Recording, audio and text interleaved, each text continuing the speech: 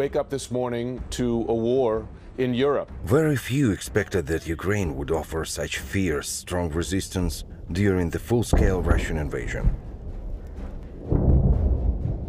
We were predicted to be defeated in just a few days, and such predictions would have had every chance to turn right.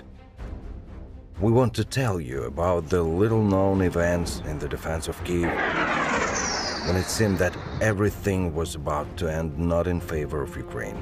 In this video, you will see carefully collected footage from the first weeks of the Great War, evidencing that Ukrainians have been fighting for freedom in a heroic way. In February, Putin wanted to crush Ukraine's defenses by attacking from all sides. The Soviet invasion of Czechoslovakia in 1968, also known as Operation Danube, had apparently been taken as model. The only difference was the fewer personnel involved, which the Kremlin strategists decided to compensate for with the tried and tested huge-distance march throws and deployed aviation.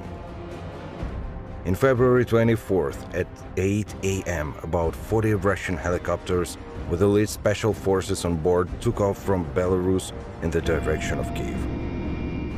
Their goal was to capture the airport in Hostomel, also known as Antonov Airport. This is a huge cargo airport with a long runway located just 10 kilometers from Kyiv. There, the Russians planned to airlift numerous infantry troops and military equipment. They recently refined this scheme in successful swift combats in Kazakhstan, where 150 Il-76 aircraft simultaneously delivered special forces for the landing.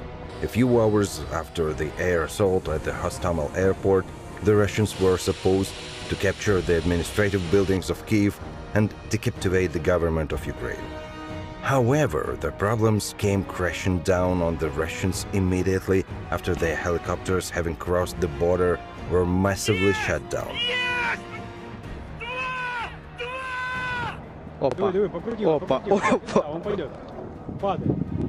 At their destination, they also encountered fierce resistance. The National Guardsmen who sentineled the airport were not taken aback with dozens of helicopters and growing numbers came down on them from the sky. Instead, they swiftly fanned out on the airfield and used the deadly force. They were fighters of an understaffed small garrison of National Guard of Ukraine, armed only with small arms and mortars. For more than 3 hours, the Russians had been trying to knock out the National Guardsmen by firing from helicopters. Раз, два, три, четыре, пять, шесть, семь, восемь. Local residents later said that the airport was also shelled with airstrikes. It was a tough battle. The helicopters massively bombarded the shelter of our defenders from the air, and later, after the paratroopers landed, the fire got intensified from the ground as well. As the fighters later reported, several Russian helicopters, unable to withstand the hail of bullets, fell down directly on the airport. After several hours of intense fighting, the officers of the National Guard decided to retreat, destroying the airstrip with mortars. The Russians had not expected resistance at all, not to mention that the fighting would take so long. All this time, 18 Russian Il-76 aircraft filled to the brim with soldiers and equipment were circling over Belarus waiting for an airborne landing. The main Directorate of Intelligence of the Ministry of Defense of Ukraine figured out that Kremlin's plans and were swifting in Russian 3 helicopters with elite fighters armed with man-pads to Hostomel. Their objective was to delay the disembarkation of the paratroopers, and an even bolder objective to shoot down at least one aircraft Il-76 to disrupt the airborne landing of the Russians. Little is known about the operation of the Ukrainian Special Forces. Having arrived at the spot, the defenders found that the enemy had already started building fortifications and observation posts. Almost immediately a long firefight set in, resulting in several of our soldiers being wounded. But the Special Forces managed to buy time, due to which the airborne landing of the Russians was cancelled. Then the events unfolded very quickly. Right before the morning, the regular army of the Ukrainian armed forces knocked the enemy out of the airport. The next day, February 25th, the Russians launched a second assault with 100 helicopters. They are Russian airborne forces. The airport changed hands several times. On the night of the 26th, the armed forces shot down 2 Russian Il-76 heading towards the airport. In the end, as a result of intense battles, the airstrip was destroyed. The plans for a rapid capture of Kyiv through the quick access from Hostomel airport were completely foiled. But Putin didn't give up in capturing the Ukrainian capital. A few hours before the Russian invasion, the author of this video, while in Kharkiv, was watching with horror on the Google service a 12-kilometer traffic jam from tanks on the border with the Kharkiv region in Belgorod. Social networks documented the pictures of this video. Bonjour à tous. Bonjour. Une manière de débuter un peu particulière, vous l'avez remarqué, mais notre invité... Alors je me présente d'abord, Nicolas Robière, je suis rédacteur en chef de La République et L'Éclair. Ravi de recevoir Oksana Melnichuk. Est-ce que je l'ai bien dit? Oui. Bon. Vous avez voulu commencer par ce petit film pour nous rappeler, j'imagine, qu'il y a une guerre. Il y a une guerre à nos portes, il y a une guerre dans votre pays. Pour vous présenter très vite, vous êtes politologue, vous avez, comment dire, vous avez fait beaucoup d'allers-retours entre l'Ukraine et la France. Vous avez découvert la France, vous me l'expliquiez, par le Béarn. Oui. Vous avez connu, vous êtes arrivé en Béarn en 91, vous me disiez, à Arzac, c'est ça, pour un stage? Oui, Maïté Dussault est là dans la salle, c'est la personne qui nous accueille. Ouais, oui. D'accord. Vous avez fait des études en France. Vous êtes resté en France assez longtemps d'ailleurs, travaillant notamment, vous êtes reparti en Ukraine en 2003, travaillant pour l'ambassade de France, je crois, vous vous occupez de culture à ce moment-là, et puis vous avez poursuivi une carrière dans des cabinets ministériels, hein, vous avez été conseillère au ministre de la Culture ukrainien, vous avez, voilà, et puis arrive la révolution orange à laquelle vous prenez part. Maïdan, vous étiez à Maïdan, vous avez connu Maïdan, et là vous êtes revenu en France depuis le mois de mars comme, alors excusez-moi, réfugié, je ne sais pas comment vous voulez définir ça. Les Ukrainiens, il y a un statut très particulier, c'est un statut des personnes sur la protection temporaire, et ça différencie beaucoup. Vous savez, c'est très dur de reconnaître que tu es réfugié. Parce qu'on n'est pas quitté notre pays pour toujours, on n'est pas réfugié en France parce qu'on n'est pas content de notre pays, on est sur la protection temporaire de la France pour pouvoir survivre la guerre et ce que les femmes et les enfants, pendant que nos hommes se battent pour libérer l'Ukraine pour qu'on puisse y revenir. Je crois que c'est important à dire, tous les hommes de moins de 60 ans sont en Ukraine et peuvent être mobilisés, travaillent ou se battent. Oui, exactement. Ils sont tous mobilisés et, contrairement de tout ce qui se passe en Russie, c'est un titre absolument volontaire. Nos hommes, il nous a dit, partez vite, laissez-nous faire notre travail. C'est pour ça que les enfants et les femmes ukrainiens sont à l'étranger pendant que nos hommes défendent notre pays. Et en même temps, ce sont des millions de réfugiés ukrainiens qui sont à travers l'Europe depuis l'invasion de février 2022. Vous avez voulu commencer aussi, et je vais vous laisser la parole, par un diaporama.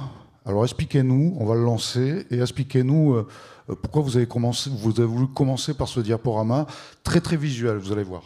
D'accord. Avant de commencer, juste un petit mot pour finir avec le film. Vous pouvez le trouver sur le YouTube parce qu'il y a une très belle continuation de ce film. C'était fait à partir des téléphones portables des gens, des Ukrainiens qui étaient sur place, qui observaient tout ce qui se passe. Et en fait, ce film, il raconte comment 30 personnes de l'armée ukrainienne arrêtaient 65 km de l'armée russe qui était bourrée et chargée par l'armement pour prendre la capitale et pour détourner le pouvoir à Kiev. C'est un film qui fait pleurer à tous les Ukrainiens. Chaque fois quand je le regarde, je pleure, je le vois qui trompe. Vous le trouvez facilement sur YouTube. Je vais vous donner après les links. Oui, on n'a pas pu le montrer jusqu'au bout, on est un peu désolé, mais on est aussi là pour vous écouter. J'ai préparé une petite présentation pour juste vous expliquer d'où vient, quelles sont les origines de cette résilience ukrainienne qui fascine tout le monde.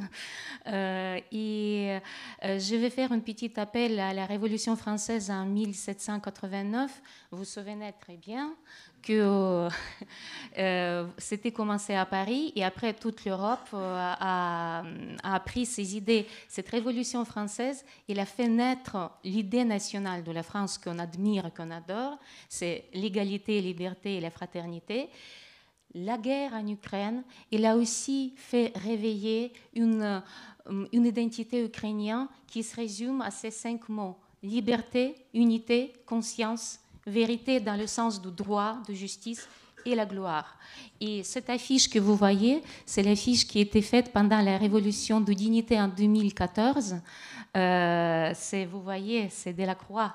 Et on a le refait pour montrer à tout le monde entier que l'Ukraine ne se lutte pas uniquement pour l'Ukraine. On lutte pour les valeurs européennes, pour continuer tout ce qui a été commencé par la Révolution française. Liberté. Ça, c'est très important de savoir, de connaître les archétypes ukrainiens.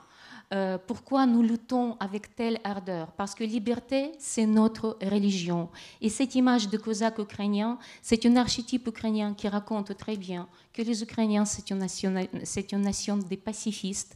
Vous voyez, il est tranquille, cette cosaque. Il est militaire, il est guerrier, mais il est tranquille, il contemple le ciel, il joue la musique. Mais il y a l'arme qui est posée juste devant lui. Il est fermé, cette sabre. Il n'est pas ouverte. Ça veut dire qu'il se prête de défendre, mais il ne se prête pas à attaquer.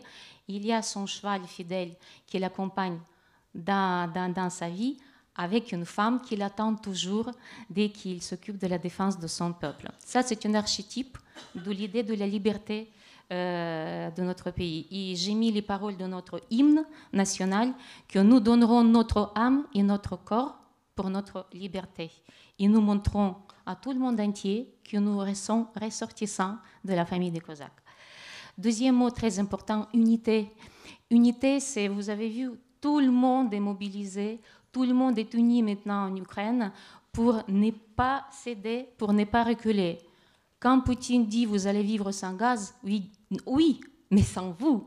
Vous allez vivre sans électricité, oui, mais sans vous.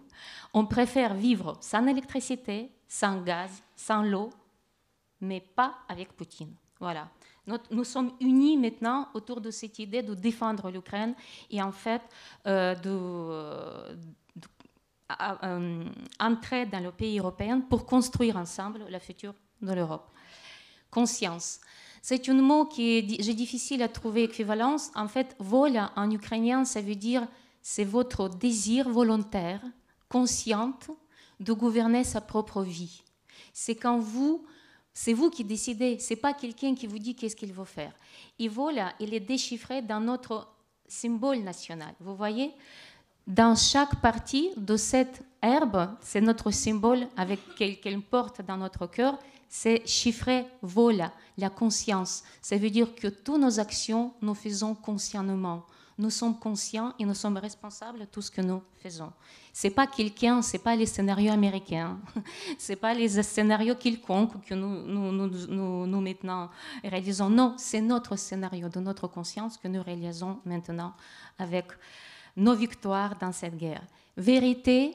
Vous savez, notre président Zelensky, il a dit récemment pendant le congrès, pendant la réunion autour du climat, il a dit que le monde a besoin de la vérité. On a tous subi une énorme propagande depuis les années et les années. C'est pas seulement pendant cette guerre-là. On a une histoire qui est détournée.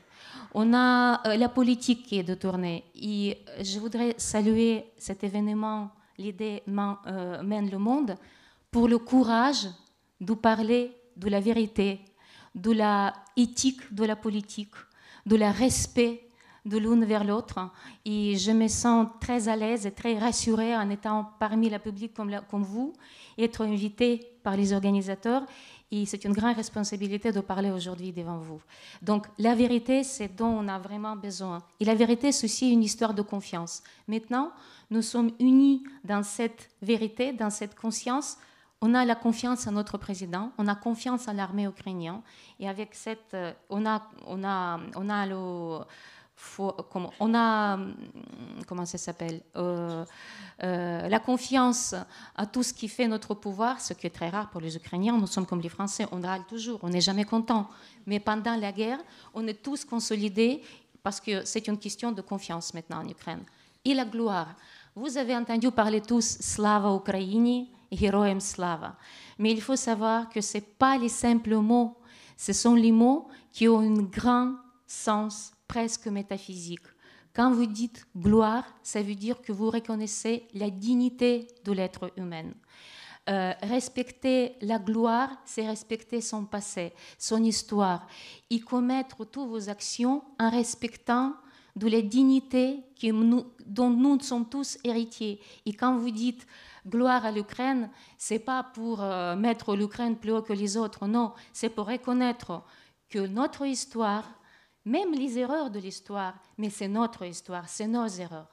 Et comme dit Claude Lelouch samedi, il a dit « Chaque victoire, c'est un résultat des erreurs précédentes ». Et maintenant, nous sommes dans la période cruciale pour rectifier toutes les erreurs précédentes, pour dire « Gloire à l'Ukraine, gloire à l'humanité ». Voilà. Et le dernier mot, c'est... je voudrais vous dire que le mot « Ukraine », la signification de ce mot était très détournée par la propagande en disant que ça signifiait le pays qui est à la frontière, à la limite de l'Europe. Selon Sanskrit, le mot l'Ukraine, ça se traduit, c'est un pays qui glorifiait la lumière. Ça veut dire que c'est un pays qui apporte la lumière. Et quand j'ai dit à nos amis partout en Europe qu'il ne faut pas avoir peur, parce que c'est la lutte que nous menons maintenant, ce n'est pas la guerre entre la Russie et l'Ukraine, c'est la guerre entre le bien et le mal. Et c'est la guerre du monde de la démocratie contre le monde de la dictature et de l'autorité. Voilà, je tenais à vous dire ça avant qu'on passe aux questions. Voilà. Merci.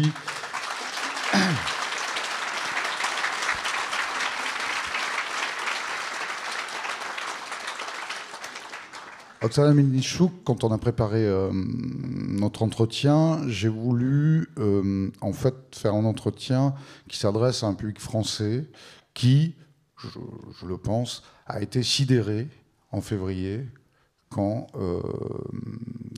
Vladimir Poutine décide d'une invasion de l'Ukraine.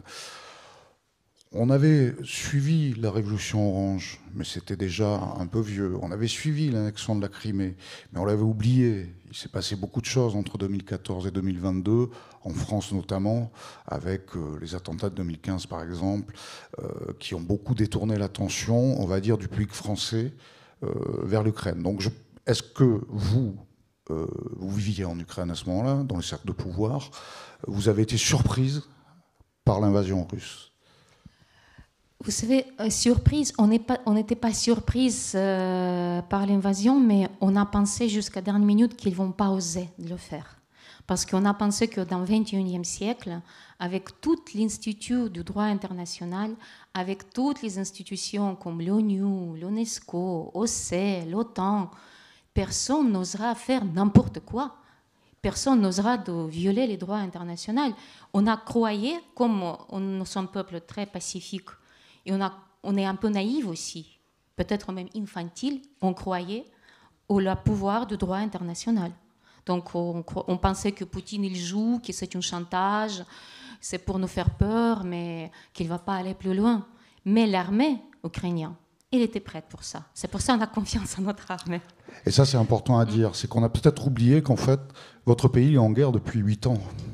Oui, on a parlé. C'est une guerre civile, on peut l'appeler. Enfin, vous me direz si vous voulez la définir comme une guerre civile ou pas. Non, c'est pas la guerre civile. Mais c'est une guerre depuis 8 ans, en fait. C'est la guerre, c'est une étape de la guerre qui a 8 ans. C'est la guerre déjà contre la domination russe, disons ça comme ça. C'était pas la guerre civile du tout, parce que les troupes russes elles sont bien et en Crimée et à Donbass. Mais c'est une histoire qui a commencé en 1654. On ne va pas aller si profondément. On va s'arrêter sur cette période chaude de l'histoire. Mais cette résistance ukrainienne, ça dure depuis 1654. Pour vous comprendre, l'histoire est compliquée.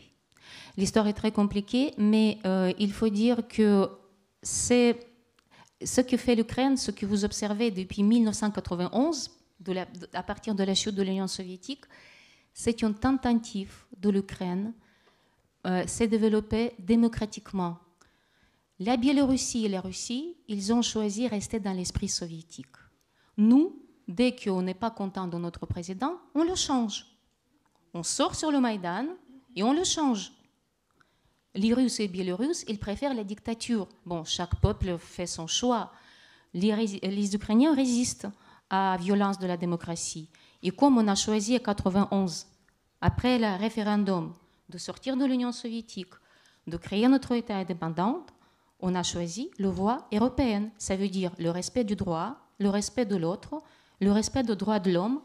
Et tout notre Maïdan, que je sais que ça fatigue tout le monde, tout notre Maïdan, mais en fait, c'était notre lutte permanente pour avoir le respect du droit et le respect des droits de l'homme. Et aussi, c'est notre manière de lutter contre la corruption. Donc, nous, on n'a pas abouti à toutes les victoires encore, mais au moins, on lutte pour ça, on résiste. Racontez ces 8 ans de guerre. Je crois comme je disais, on a un peu oublié en fait qu'il y avait cette guerre.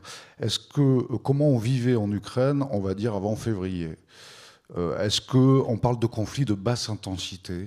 C'est un mot. Oui, vous savez, on a pensé que déjà on a été très retenus par les partenaires européens, parce que tout le monde a tellement eu peur de la guerre et surtout la guerre nucléaire. Et Poutine, il fait son parfait chantage avec le nucléaire. On a été capable de résister à un Crimée. On a été capable de ne pas rendre le Crimée. Mais il y avait une camp des pacifistes qui disaient « Ah non, non, non, mais surtout pas la guerre, surtout pas la guerre ». Notre armée, même à cette époque-là, en 2014, elle était en capacité de faire partir les, comment ils s'appellent, les hommes verts, qui n'étaient pas marqués comme l'armée russe, parce que l'armée ukrainienne possédait toutes les montagnes de Crimée. On pouvait le faire, mais au nom de la paix, on n'a pas fait. Ça veut dire que la paix, par n'importe quel prix, n'a aucun sens. Parce que si on a fait partir les Russes en 2014, on n'arrivera pas ici. Ça veut dire que chaque guerre, ils doivent avoir la justice. Il faut respecter le droit et lutter pour le respect du droit. Et si on respectait le droit international avec le Crimée, on fait chasser les Russes à l'époque. Et Poutine, il fait la tentation chaque fois. Il tente. Jusqu'où je peux aller? La première fois, il a tenté en Géorgie. Après, il a tenté en Syrie. Ça passe, ça passe. OK. Crimée. Ah, bien, tiens, ça passe. Quand il a commencé à attaquer l'Est, on s'est dit, ah non, non, non, mais ça ne va pas du tout. Non, mais là, tu t'arrêtes. Et j'ai participé aux accords de Minsk. C'était désastreux, les accords de Minsk. Ça ne marchait pas. Et quand j'entends sur les plateaux en France, quelqu'un me dit que ah oui, c'est parce que les accords de Minsk n'étaient pas respectés, c'était pareil. C'était le chantage militaire de Poutine. Si vous ne signez pas ça, si vous ne faisiez pas ça, je vous fais ça. C'était le chantage en permanence. Mais il fallait dire stop un jour. Et voilà, maintenant, on dit stop. On ne suit plus le chantage de Poutine. On n'est pas faible, on est fort, on a une solidarité avec tout le monde entier, ça va, on va arrêter le dictateur. Derrière la surprise de l'invasion, il y a eu la surprise de la résistance. Ah oui. Je ne crois pas que trahir la pensée de beaucoup. 24 février, peu de gens, je pense, en France, pensent que la guerre va durer. Je pense même que Vladimir Poutine ne pense pas que la guerre va durer et qu'en un mois, l'Ukraine serait reconquise. Comment vous expliquez ce retournement de situation incroyable?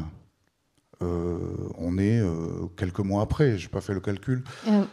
Vous voyez les petites photos devant vous au milieu de la diapositive. Vous voyez le petit tracteur ukrainien innocent qui tire la missile russe. Ça s'explique, n'est-ce pas? Beaucoup de choses. On s'est dit, ah zut, il faut faire la guerre. On est pacifiste, les Ukrainiens n'aiment pas faire la guerre. Les Ukrainiens, ce sont les gens qui aiment planter leur terre, cultiver leur terre, et pour produire le blé pour tout le monde, pour faire manger tout le monde, parce que les Ukrainiens, ils adorent faire manger aux gens. Quand vous venez dans la famille ukrainienne, la première chose qu'on vous fait, vous traversez la porte, on vous dit, vous avez faim? Allez aux tables. Vous entrez dans le salon, il y a la table qui a quelques étages, des plats, pour que vous soyez bien mangés. Et après, on parle.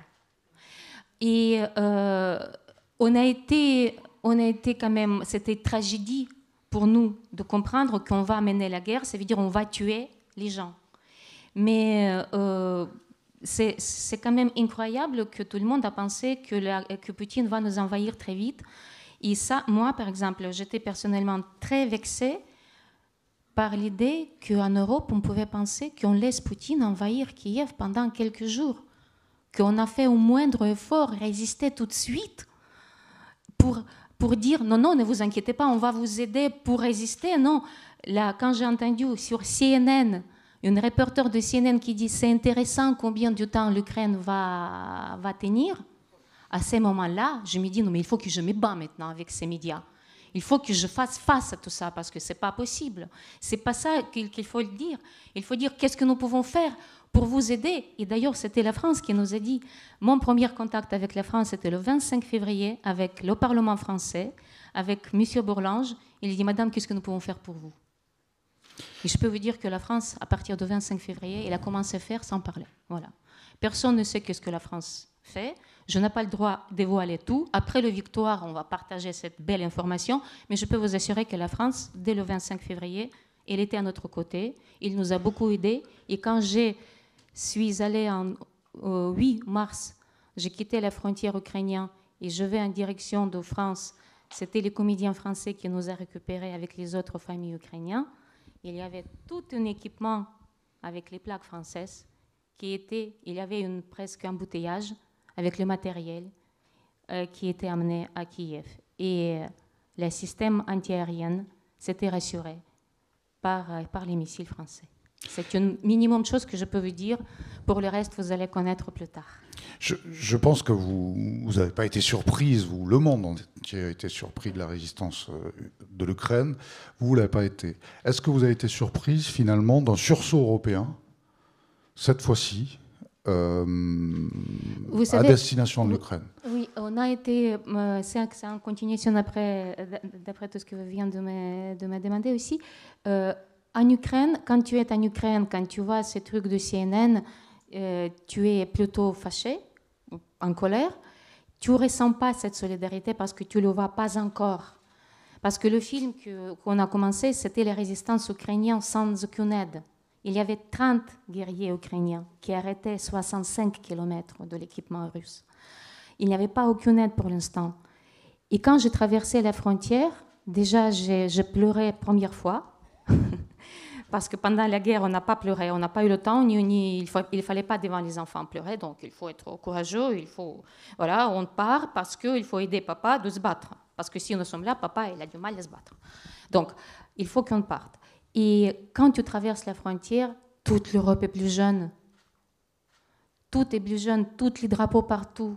Les Polonais qui ne sont pas toujours sympas à la frontière, comme tous les douaniers, là, ils te proposent le café, ils proposent tout. On te prend dans tes bras. Et là, j'étais les armes tout le temps parce que de l'autre côté de la frontière, il y a un voisin qui nous extermine. Mais de cette frontière-là, on a les bras ouverts. Venez, on va vous aider. Et quand je suis arrivée à Orléans, c'était notre ville d'accueil, Orléans, l'avenue de Jeanne d'Arc était inondée par les énormes drapeaux bleu jaune. J'ai toujours ce truc sur mon portable parce que ça m'a touchée. J'ai pleuré à nouveau. Et cette avenue, les Orléanais, ils disent que c'est l'avenue ukrainienne. Ces drapeaux, ils sont toujours sur place. Et c'est incroyable. Et ça, j'ai compris, non mais ça y est, voilà la solidarité. Et quand tu rencontres les gens, la population qui t'aide, on amène tout ce qu'on peut amener. On fait, à ma connaissance, le maire d'Orléans, il a envoyé les bus à la frontière pour les récupérer Ukrainiens. J'ai posé la question, mais est-ce que vous savez qu'est-ce que vous allez faire avec? Il dit, oh, écoute, on les amène et après on se débrouille. Ça j'ai compris que voilà, avec ça, on va obtenir la victoire. Et ça, on est très reconnaissante. Donc maintenant, aujourd'hui, je pense que la guerre qu'on va obtenir, ce sera notre guerre commune. Ce sera la guerre de l'Europe, de le monde solidaire, de la monde de la solidarité. La solidarité, c'est une arme, le plus important peut-être que l'autre arme. Et pourtant, vous intervenez parfois sur des plateaux télé et vous avez fait une polémique au mois de mai avec des mots très durs en disant, j'ai l'impression d'être sous le régime de Pétain, on va dire, avec des gens prêts à collaborer avec Poutine. Qu'est-ce que vous vouliez dire et est-ce que vous assumez encore ces propos-là? Est-ce que vous considérez que c'était sous le coup de la colère? Non, ce n'était pas le coup de colère, c'est parce que c'était une énorme décadence entre tout ce que j'ai vu de la part du peuple français et tout ce qu'on a vu de la part des autres pays aussi par rapport de la solidarité, de l'aide considérable qui était donnée déjà en Ukraine, toutes les déclarations qui étaient faites par l'Union européenne et les autres pays. Et soudainement, on a une phrase, il ne faut pas humilier Poutine.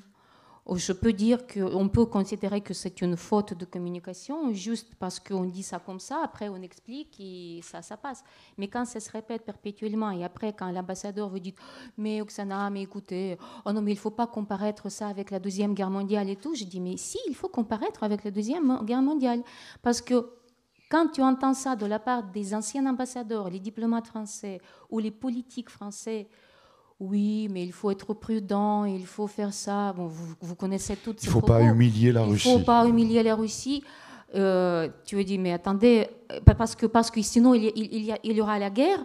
J'ai tendance à dire, mais écoutez, c'est 1938 maintenant que nous vivons. Vous vous souvenez de cette histoire, quand Chamberlain est rentré en Grande-Bretagne et Churchill il a dit, mais vous avez eu le choix entre la honte et la guerre. Vous avez choisi la honte et vous avez réussi la guerre, mais c'est la folie. C'est ça que je veux le dire à cet ambassadeur. Et oui, les gens, je répète, les gens qui pensent qu'on peut négocier avec Poutine, qu'on peut l'arrêter, ce sont les gens qui cèdent devant lui, parce qu'ils ont peur de la guerre. Mais Poutine, il ne va jamais arrêter. Il faut bien comprendre que s'il mange l'Ukraine, après il va manger Pays-Baltes, après Pologne, après il se dira... Oh, pourquoi pas aller jusqu'à Paris? Tiens, il y a plein de gens qui parlent russe. Oh, commence par Nice. Il y a l'église russe, il y a quelque chose à défendre.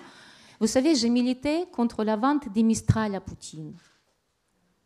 Je peux vous dire qu'on a mobilisé 25 pays au monde pour ne pas vendre les Mistral à Poutine. Vous imaginez s'il aura maintenant les 3 Mistral français dans la mer Noire? Non, mais... Ni l'Ukraine ni l'Europe n'existera plus, hein, ça c'est sûr. Parce que je connais techniquement qu'est-ce que c'est les Mistral, les bateaux Mistral. C'est trop pour le continent européen. En même temps, est-ce que vous comprenez aussi que l'Occident, l'Europe de l'Ouest, inquiète de cette guerre, qui a des répercussions bien moins graves que pour le peuple ukrainien, évidemment, se disent qu'il va falloir l'arrêter, la guerre? Comment on fait pour l'arrêter? Et est-ce que vous voulez l'arrêter? Vous allez me dire que oui. Comme je vous ai dit déjà, le peuple ukrainien, c'est un peuple pacifique et nous sommes les premières qui aimeraient bien arrêter cette guerre. Mais l'arrêter la guerre, ça ne veut pas obtenir sa liberté et son indépendance. Quand les gens disent qu'on s'inquiète pour cette guerre, mais je réponds assez dur, je dis, mais il ne faut pas s'inquiéter, il faut agir. Voilà, ça fait du bien.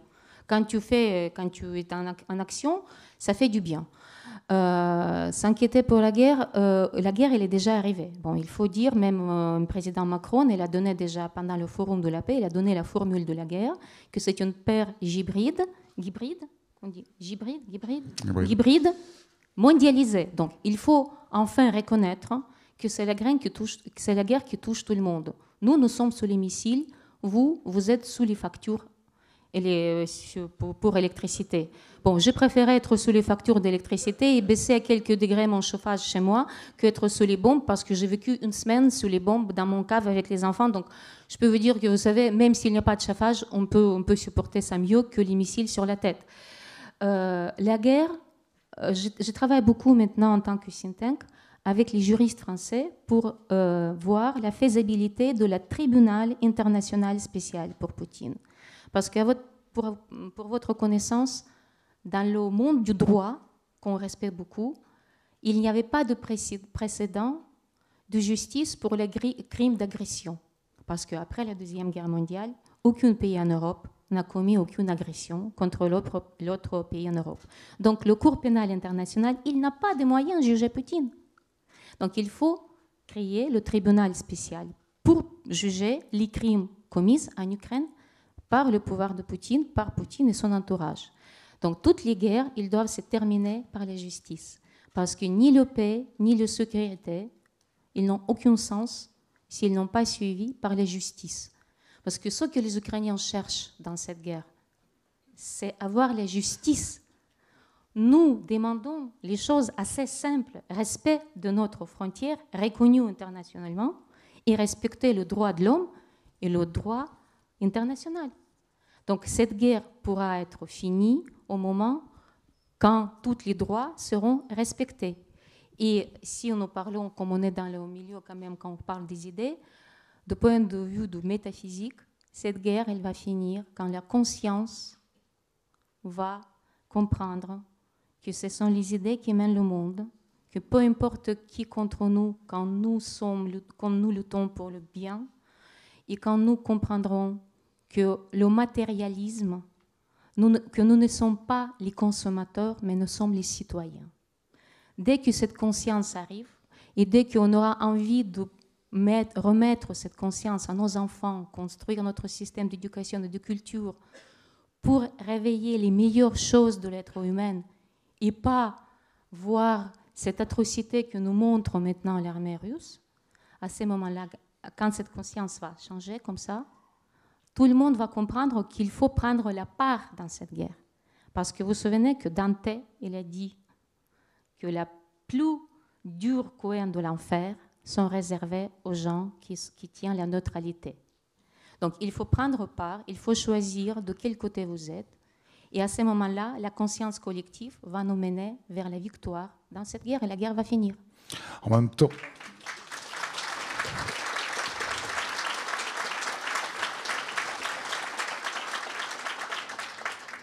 même temps, aussi, vous savez, il y a aux États-Unis, en Europe, la crainte d'une escalade qui irait jusqu'à un conflit nucléaire.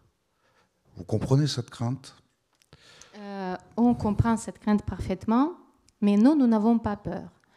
Parce que, je vous explique pourquoi. Vous comprenez très bien que l'armement nucléaire, c'est un armement de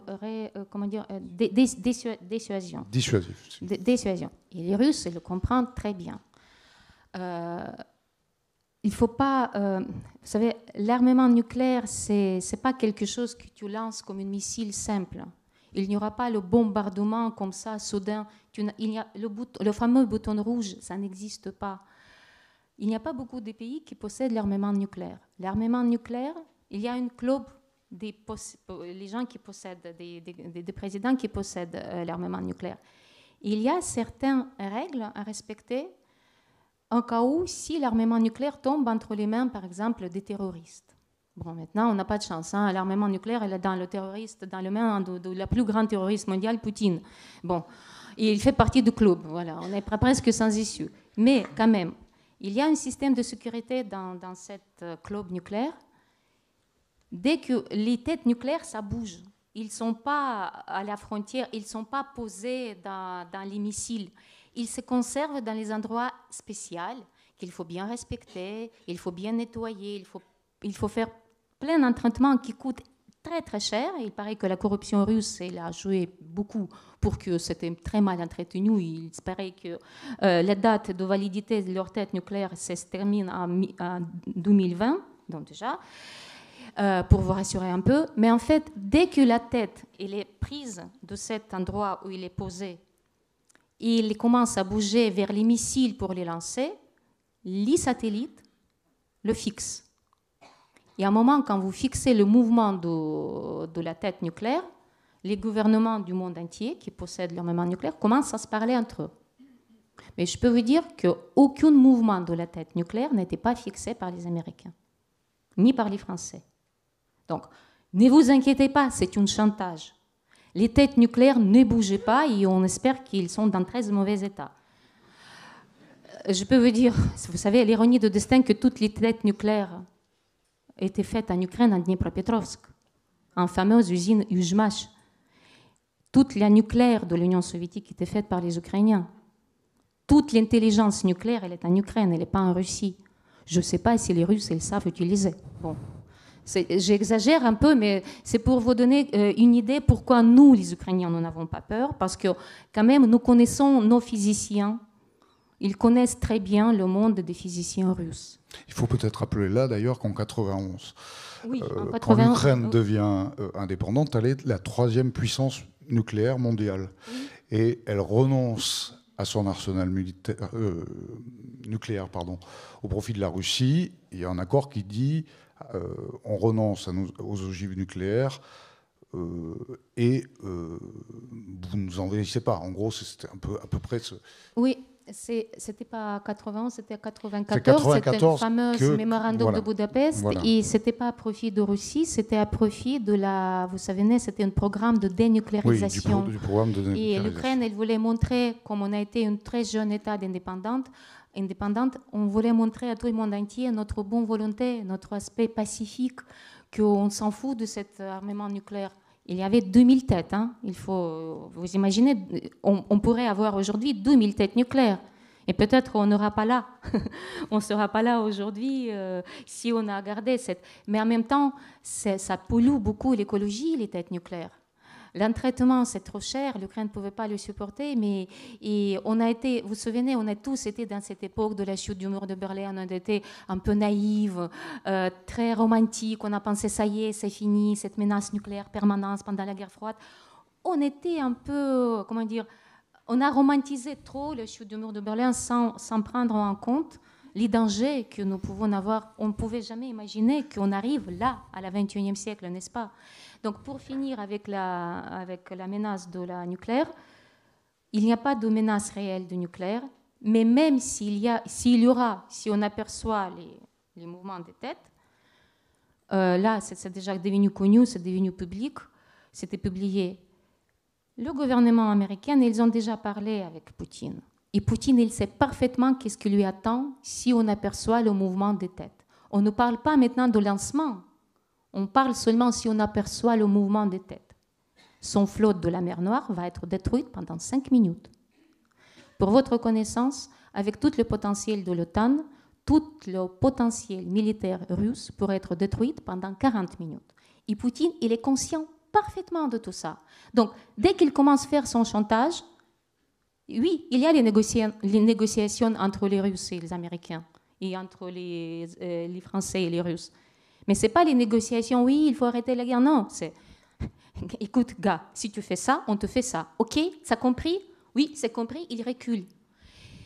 C'est pour ça qu'il ne faut pas céder à tous ces chantages. Vous êtes très forts, nous sommes très fortes, on a quoi répondre à Poutine. Il n'y aura pas la guerre nucléaire, il ne faut pas l'avoir peur. Maintenant, il faut comprendre qu'il faut arrêter le fou qui s'est pris comme la dictature du monde et qu'il ne cherche qu'une seule chose, qu'il y aura les États-Unis et la Russie, qu'ils partagent entre eux les zones d'influence dont la Russie va contrôler notre région et la Biélorussie, les pays baltes, l'Europe de l'Est. Il n'y aura pas ce partage.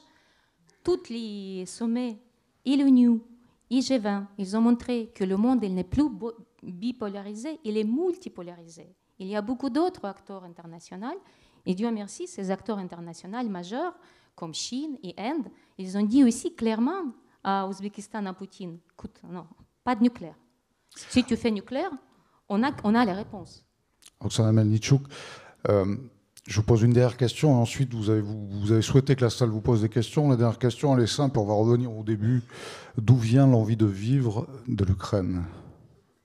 C'est de notre conscience et inconscience, c'est parce que nous croyons toujours que l'idée mène le monde et que peu importe qui est contre toi, quand le Dieu est avec toi. Et tu peux être le petit pays comme l'Ukraine, en face d'énormes ours comme la Russie, mais si tu as une intelligence, tu peux résister.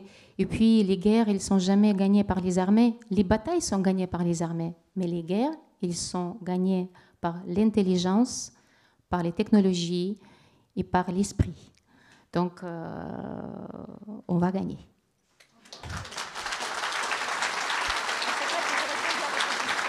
Je ne sais pas si j'ai répondu à votre question. Oui. Merci. Merci, je pense qu'on peut lancer le générique.